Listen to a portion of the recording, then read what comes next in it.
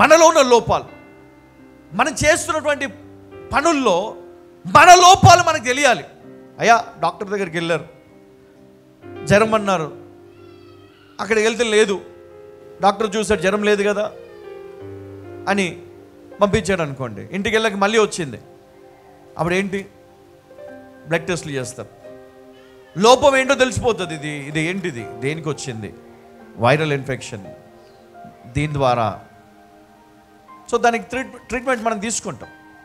అట్లాగే ఆత్మీయ జీవితంలో నీ ఆత్మకు ఏ సమస్య ఉంది, ఈరోజు నీ ఆత్మ వర్ధిల్లటం లేదు, నీ జీవితంలో ఆత్మ సంబంధమైనటువంటి ఆ ఎదుగుదల కనబడటం లేదు, ఎక్కడ ఏం లోపం ఉందో నువ్వు తెలుసుకోవడానికి ఈ వాక్యాన్ని నువ్వు వింటూ ఉండాలి.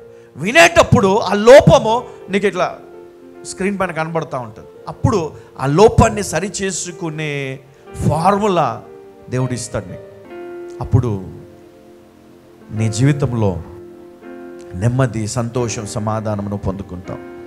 అందుకే యెహోవా చేత నిర్దోషి అని ఎంచబడిన వాడు, ఆత్మలో కపటము లేనివాడు ధన్యుడు. హల్లెలూయా.